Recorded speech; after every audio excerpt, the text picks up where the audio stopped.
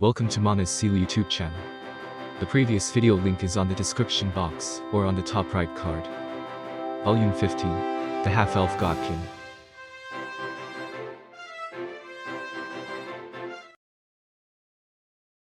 By the way, if any of the twins had to head outside of Nazark, they would equip the aforementioned item to skip sleep and stay alert.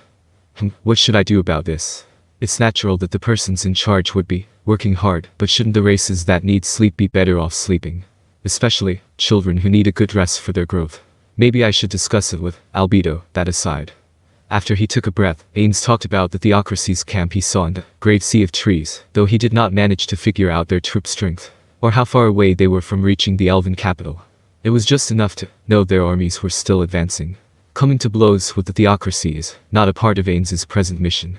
Then, he started explaining the more important matter of his exploration of the elves' royal capital. He talked about everything that happened without hiding anything. There was no use in hiding such matters. He just had to be honest when something was impossible. Also, Aura was different from those two. Maybe she would take his words as they were and give him better ideas about how to proceed. Is that so? Aura, who heard his explanation, nodded slightly. In that case, we should observe them during the day just as Ainz says. I am planning to do so, but what are you two going to do during that time? About that, it's better if I don't infiltrate, right? You are right. I think there's a very low chance of you getting discovered, but we still don't have enough information to be sure. It's better not to leak who we really are in the present situation. In that case, I will talk with Mayor tomorrow about his task. But I am planning on cooperating with Ainz. How about I investigate the surroundings of that city to find any tracks left by the elves? Ainz nodded in agreement. If goods were being transported to the royal capital, they should leave some kind of trail behind, however faint. The more used trails are no different from roads. If they manage to find them, they could also expect to find places frequented by the elves like the elven settlements at the other end of the road. All of this rested on the assumption that the elves didn't use something like forest walker, but Aura's idea was very good. There wasn't a single reason for Ainz to object to it. It's a splendid idea. To search all the areas around would probably not even take a day for you. Work with Mayor to search for any trails left behind by them. I'll be relying on you, okay? Understood. In that case, I will once again conduct some intelligence gathering during noon tomorrow. Actually, it's today, considering the time. Then I will conduct a search at night, because I feel like it's easier to get noticed in the day. I will leave it to you. Well then, let us go to bed as well. Good night, Aura. Okay. Good night, Ainz. Ainz stood up along with Aura. He went separate ways from Aura to the room designated to him, entered it, and laid on the bed. But Ainz didn't need to sleep because he is an undead. He ended up taking out a book from the item box. It was one of the books on management he had been reading a lot, titled To Become a Good Leader. To be frank, he didn't feel like reading these books was helping him, but it was probably better than not reading them at all. Ainz started turning over the pages. Ainz was in a daze for a while. He wasted 2 precious scrolls on infiltration, on the first night and the noon of the second day. Only on the noon of the third day did Ainz finally manage to find important intel. That being said, the only things he found were the trees with shops, but this did let him get a sense for the capital's layout. It was just a small step for others, but a giant leap for Ainz. He was so happy that his emotional suppression was triggered. Therefore, he resolved not to waste this chance. Ainz made sure to remember the route to the shop. He retreated at that point. There was certainly still some active duration left for the spell.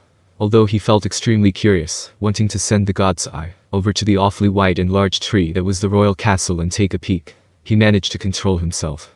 In human civilizations, kings were not always the strongest beings around. This was probably for 2 reasons. One was that it would be hard for humans to prosper if they followed the strongest instead of the ones who could make better decisions. It was the survival method of a species that was nothing but prey for the other races, who were weaker than the others, but also more populous. The other reason was that they occupied comparatively safer areas.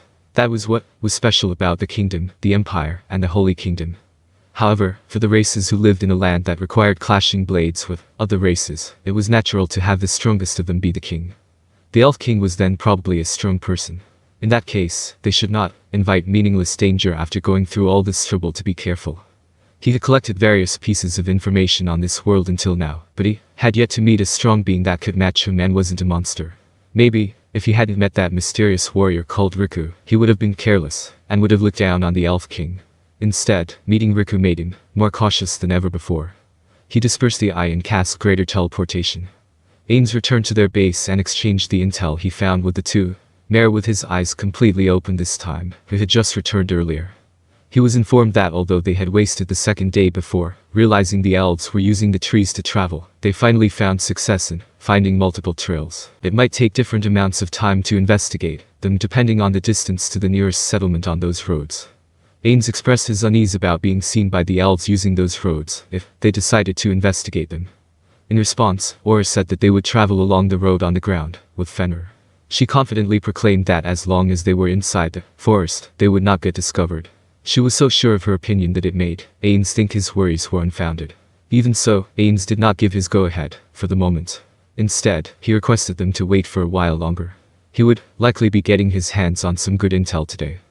And so, on the night of the third day, Ainz approached the Elven royal capital again using Perfect Unknowable. Naturally, he infiltrated from a different spot, one he hadn't visited before. He couldn't guarantee that he didn't leave any marks behind on his previous incursions that some excellent ranger among the elves managed to notice. He always moved using flies so as to not leave any marks behind, but that was just from Ainz's point of view. It was a layman when it came to stealth and search. He was not confident enough to proclaim that he didn't break any branches or make the leaves bend in strange directions on his way here. Honestly, I sometimes wonder why I am being so careful, but it would be bothersome if the nearby elven villages started thinking that some mysterious entity was prowling around. It would be especially troublesome if they were to be captured by theocracy and then leak that information to them. It was highly unlikely that this mysterious entity would be traced back to the Sorcerer Kingdom, but letting the theocracy know that there was a third faction nearby would be bad. He was afraid of how the theocracy would react to that intel. Their unanticipated reaction could throw his plans into disarray. It wouldn't be a bad idea to pause this now and have a discussion with Albedo and Demiurge, but if I were to do that, my plans for Aura and Mare to make friends would be disturbed. Therefore, the only option left to Ainz was to be as careful as possible. Ainz took out a scroll and quickly activated it. He didn't hesitate because he was sure there would be concrete results to show for it this time. Good. Ainz whispered after infiltrating the target's elf tree with God's eye. His target was sleeping, buried in a mountain of leaves. It was a male elf. Elves were fundamentally a slender race, shorter by about 10 to 20% when compared to humans. In addition to that, they barely had any body hair and didn't grow beards. As they also looked like young adults for a long period of their life, it was extremely hard to estimate their age from their external appearance alone. Most of them looked far younger than their real age. Therefore Ainz was not certain that this elf held the information that he wanted, but there was a reason Ainz chose him as his target despite that. It was because they're the elf lives here alone. Abducting an entire family would cause trouble later, but it was easy if it was just a single person. He also had another reason, but that can only be confirmed later. As he already memorized the route, Ainz directly teleported over with greater teleportation. The elf didn't wake up at Ainz's intrusion. Rather, it was a given that he wouldn't even be able to sense Ainz unless he was a high-level ranger. Ainz then cast a 4th-tier spell Charm Species on him. The spell triggered without fail, thanks to him being asleep and a large gap between their levels. Wake up, Ainz spoke to him. His Perfect Unknowable was dispelled the moment he cast a spell with the intent to harm, or to be more precise in gaming terms, if his magic triggers some resistance.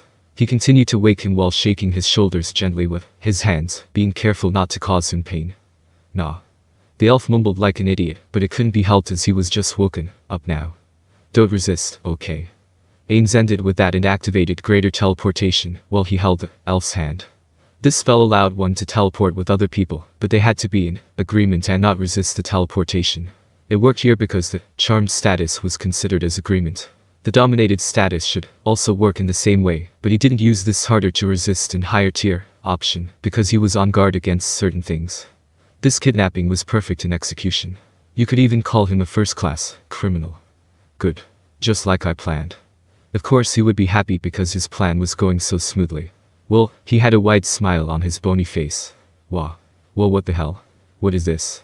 Upon seeing the sudden change in his surroundings and feeling the ground underneath him, the elf jerked up and turned completely awake. He didn't look like he was still thinking that this was a dream. Or maybe the elves didn't have the concept of a dream world in the first place. Don't make such a loud voice even if you told me not to. I used teleportation magic. Calm down. There's no one here who would harm you. Teleportation magic. The elf continued to panic silently. The only reason he stopped was because the charm magic was still in effect. Well, we're here. Ainz opened the half-open door completely and let the elf into the green, secret house. Aura and Mare should be observing them from the gaps of their room's slightly open doors. He also thought about letting the captives see them, who were dark elves, in hopes that it would make him speak more freely. But considering the troubles that this might end up causing in the future, he decided not to.